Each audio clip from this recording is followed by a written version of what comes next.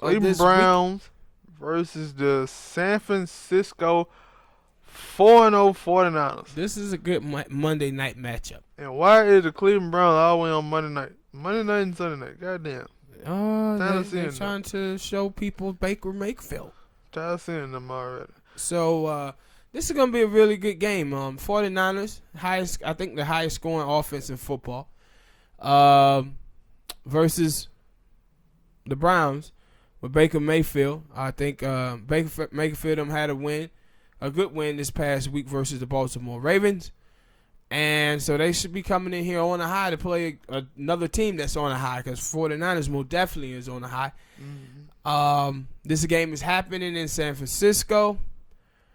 I think it's going to be a close game, but I'm going to take the San Francisco 49ers 24-21. I think Odell Beckham is going to be, he was kind of used as a decoy last week. So I think this week he'll have a big game, but I don't think it'll be enough. It's going to be, one of the things I'm going to be looking for in this game is, does Baker Mayfield go after Richard Sherman? Is he going to test Richard Sherman out there? No, I'm going to say, I'm going to, they're going to be a high-scoring game, because they only got Richard Sherman because Jason Verrett is where he always be, on injured reserved. One of the best corners in football can never be on the field and show it, man. Yeah, and I think that they offense have been showing it. 49 offense showing they can score some points, and when right, the Cleveland Browns show they can score some points. It just they don't always show it. So I think it might be the one time they show it that they can score some points, but I'm going to give the edge to the 49ers. I'm going to go 35-30. Don't know how that math going to add up, but yeah. I ask you a question. I know you not a big fan of Jimmy G. I wasn't a big fan. You said you didn't believe in him like that. Do you have his play this year? Has he grown on you a little bit? Or you still see him the same way you always did? Changing a little bit, but I gotta keep going.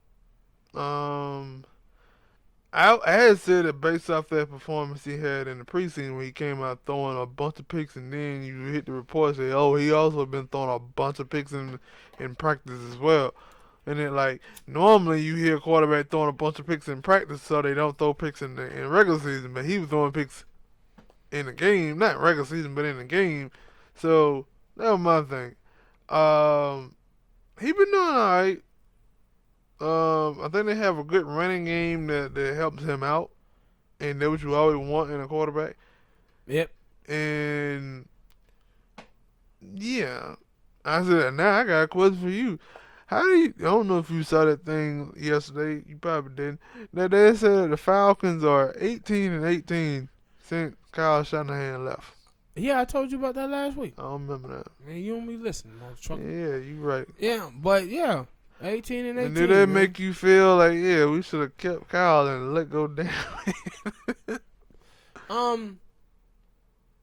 The thing was, for me, with Dan Quinn is, like I said, I never thought he brought anything to the table. He was never a great defensive coach, and he never was a great offensive coach. He was there with Pete Carroll and Gus Bradley, who ran that defense, and then he just came up and people were like, hey, he got defense, so take him, and gave him the job. But Kyle Shanahan have shown that with RG3, and then he went down there with the Houston Texans for a while and helped that offense out. He's shown that he's a good coach, man, in this league. Kyle Shanahan had. And so you see he got him a head coaching job, and now he's doing pretty well up there in San Francisco. So, yeah, the Falcons 18-18 ever since he left. Sad. All right, people, hit that like button, subscribe.